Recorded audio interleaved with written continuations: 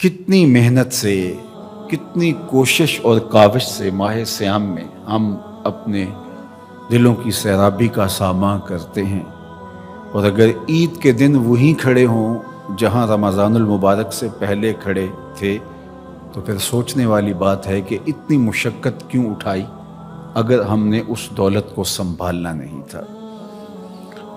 تو اس لیے اللہ سے یہ دعا مانگیں، ربنا لا تزغ قلوبنا بعد اذ ہدیتنا، اللہ ہدایت کے بعد ہمارے دلوں کو دوبارہ ٹیڑھا نہ کر دینا۔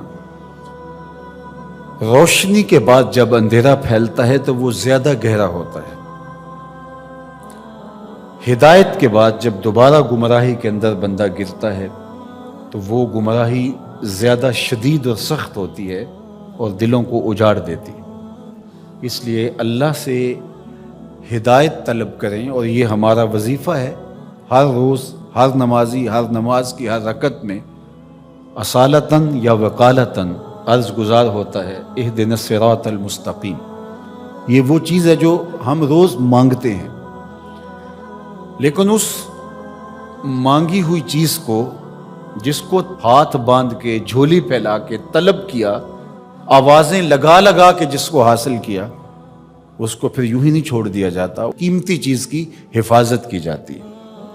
تو یہ جو دولت ماہ سیام میں اللہ نے ہمیں نصیب کی، اس کو روحوں میں جذب کرنا ہے، اس کو باطن میں اتارنا ہے، تاکہ ہمارے دل سیدھے ہونے کے بعد دوبارہ ٹیڑھے نہ ہو جائیں، اور پھر وہی اندھیرے، وہی گمراہیاں، وہی ہماری زندگی کے تیور اور لچھن ہمارے لیے بربادی کا پیغام لے کر آئیں، اور ہم اپنی خواہشات کے اسیر ہو کے رہ جائیں۔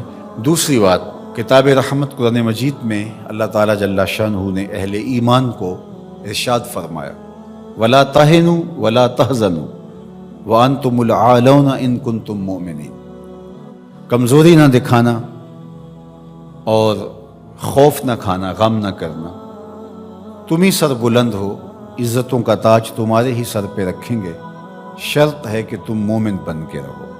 تو اللہ تعالیٰ جل شانہ کا یہ نظام ہے، تو اس نظام کے تحت ہمیں ہمیشہ اپنی ہمتوں کو مجتمع رکھنا چاہیے، اور ہمیشہ اسلام کے دیے گئے ضابطوں کے مطابق اپنے آپ کو ڈھال کر کے زندگی بسر کرنے کا عزم کرنا چاہیے، تو پھر رب کا وعدہ ہے اس کی بہر صورت تکمیل ہوگی۔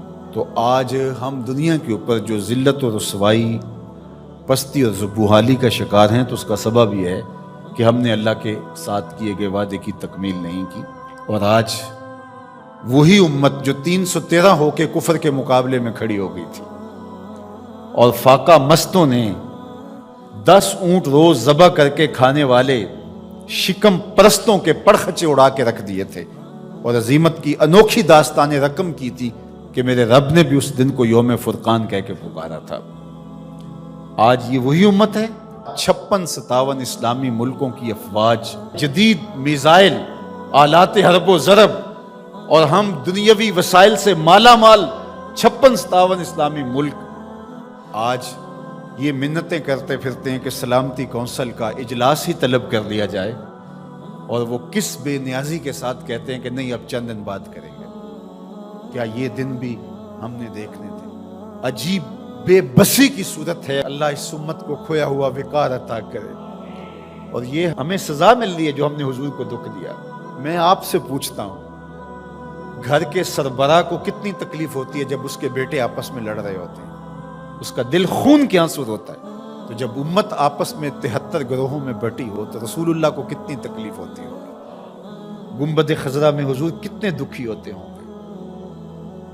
تنکا تنکا کر کے حضور نے یہ امت جوڑی تھی، تنکا تنکا کر کے کتنی اذیتیں کاٹی تھی حضور نے اس امت کے لیے۔ مختلف مزاجوں کے لوگ کو ایک امت بنایا تھا حضور نے۔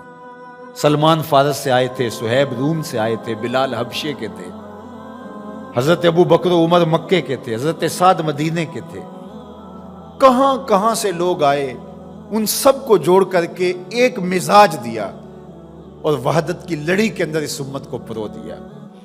یہ امت واحدہ بنی، سب کا درد سانجھا ہو گیا۔ تو کتنی حضور کو ہم نے اذیت پہنچائی، 73 گروہوں میں بٹ کر کے، 57 ٹکڑیوں میں تقسیم ہو کر کے۔ اس لیے ہمیں ایک تو پختگی کے ساتھ دین کے بتائے ہوئے اصولوں پر کاربند ہونا پڑے گا، اور دوسرا ہمیں حقیقی معنی کے اندر امت واحدہ کے تصور کو اجاگر کرنا ہوگا، پھر انشاءاللہ راستے ملیں گے۔ اللہ اپنے بندوں کو کبھی بھی تنہا نہیں چھوڑے گا۔ باقی رہی بات القدس کی آزادی کی اور کشمیر کی آزادی کی، یہ سزائیں ہمیں دیکھنا پڑ رہی ہیں کہ ہم اپنی آنکھوں سے یہ اذیتیں دیکھ رہے ہیں، لیکن یہ امت مسلمہ کا مقسوم ہے کہ قدس کے اوپر بھی جھنڈا میرے حضور کا ہوگا اور سری نگر میں بھی جھنڈا میرے حضور کا ہوگا۔ کائنات کی ایک چھت بھی ایسی نہیں ہوگی جس چھت پہ میرے حضور کے نام کا جھنڈا نہیں ہوگا۔ انشاءاللہ وہ وقت آنے والا ہے، ہم اگر یہ کام نہیں کر سکے تو ہماری نسلیں کریں گی، اور اپنی نسلوں کو تیار